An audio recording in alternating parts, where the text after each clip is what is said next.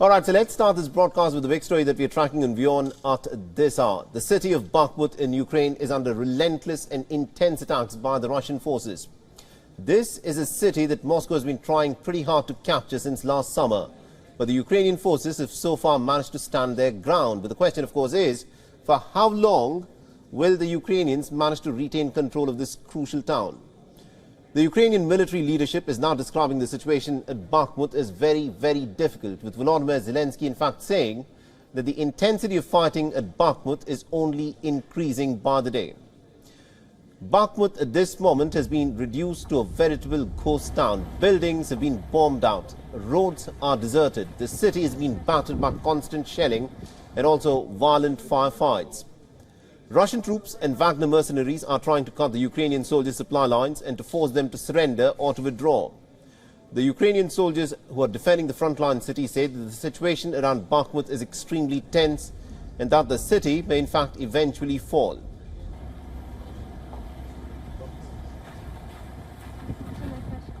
Дані позиції. Кожен дім, кожна вулиця, можна сказати, облиті нашою кров'ю. Наша артилерія не справляється подавити їхню, тобто контрартилерійські дії.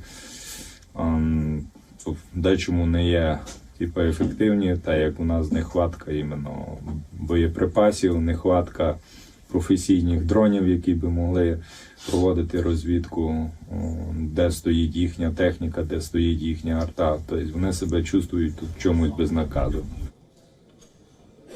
Now, the capture of Bakhmut would give Russia its very first major prize in more than half a year, and it also gave the Russian forces a stepping stone to advance onto two bigger cities further west, that is Kramatorsk and Sloviansk.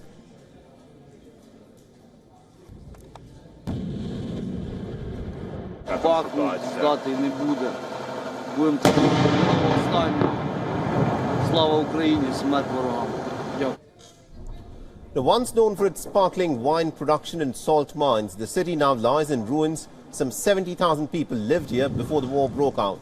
And now, just about 5,000 civilians are set to remain in the city of Bakhmut. А куда деваться? У меня дочь погибла на карьере. Попал снаряд в дом. Я отсюда никуда не уйду. Я ее не похоронила, но до сих пор там лежит. Подобла. Я не могу. Извините.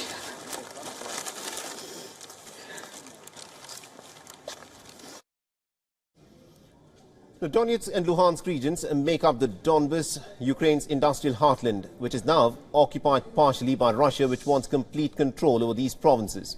Now, despite the several battlefield setbacks, Russia still controls nearly about 20% of Ukrainian territory.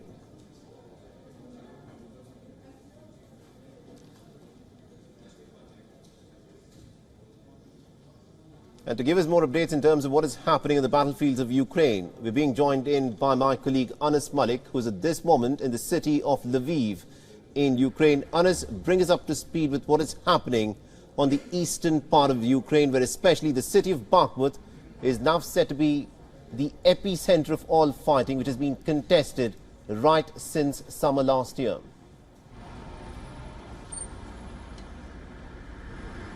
Well, absolutely, you're right, Saleh.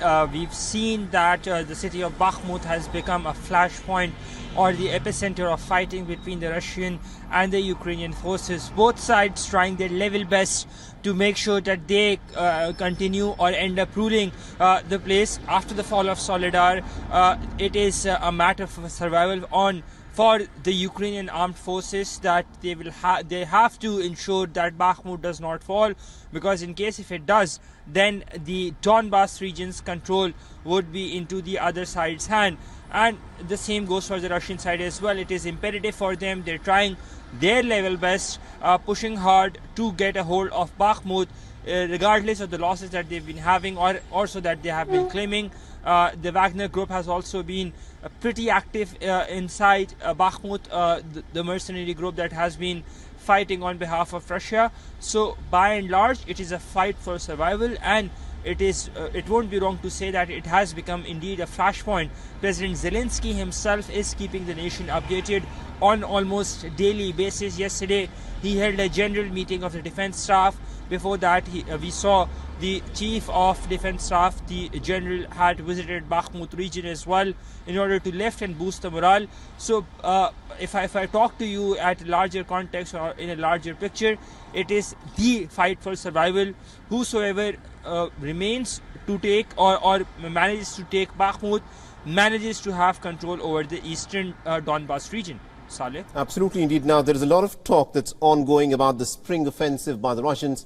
How well prepared is Ukraine to take on the Russians in the spring offensive?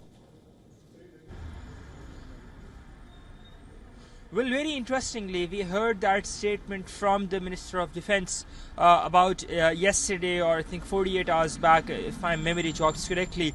And he has said that the Ukrainian side is gearing up for a counter-offensive, for a spring counter-offensive. Today is the first day of spring. The snow is yet to melt on the eastern front. In fact, in parts of center and in parts of Kyiv itself, it snowed last night. So the Ukrainian side are overzealous at this point of time, it won't be wrong to say, and they are overconfident that they would be able to reclaim those parts of Ukraine that are currently occupied by the Russian side. That includes parts of Mariupol, parts of Soledar, parts of the Kharkiv region, which was largely evacuated by the Russian side, and even parts of Kherson, which continue to remain under Russian occupation. So, but what we have to understand is the supply of weapons and armory. The Ukrainian side has been pleading and pledging the international community to continue to supply them with arms and ammunition, so that they would go on and take on the Russian side. And in case if that continues, then we might just see some tough time being given to the Russians that can probably lead to them stepping back in these regions that were originally Ukrainian land, but now is under the control of Russian occupation. Very interesting there. Thank you very much indeed, Anas Malik, for joining us from Lviv and giving us all those insights there. WION is now available in your country. Download the app now and get all the news on the move.